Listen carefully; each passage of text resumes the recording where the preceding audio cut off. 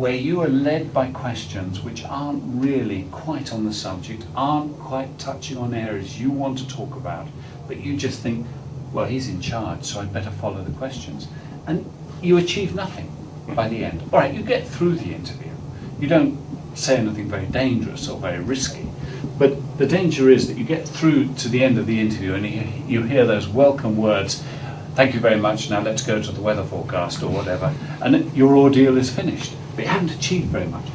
I think you need to think about areas like this. The first reply is a really good opportunity for you to say, but what's really important is, or but let me tell you what the company is doing about this.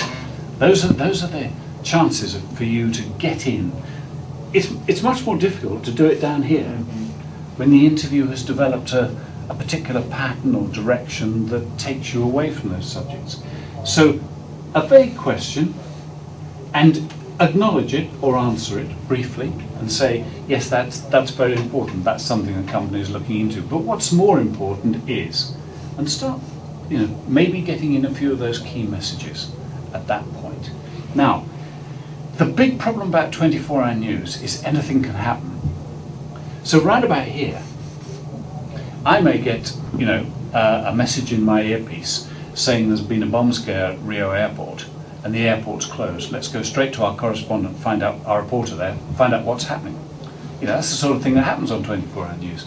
So I say to you, Marcelo, sorry, I've got to stop you there. We're getting reports of big problems at Rio Airport. Let's go. We never come back to you. Yeah. That's it, finish.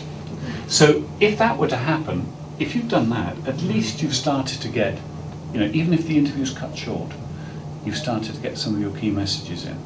But the interesting thing that may happen as well is that this interviewer, who doesn't know very much about the subject but is trying to get through the interview without revealing his ignorance too much, suddenly thinks, that's interesting. I'll tell you what, I'll ask him some more about that. So suddenly, it's on your agenda. You're being asked more details about your key messages, about the things you want to actually talk about. So I think the first reply, now it's quite difficult. If you've never done this before, it is difficult because you need confidence to do it. Yeah. But it's what we call in the trade hitting the ground running. And we love it when interviewees come in, their first answer, full of enthusiasm, full of energy, but let me tell you what's really important, or let me tell you what the company is doing about this. It just gets the thing off to a start and immediately puts you in the driving position, as it were.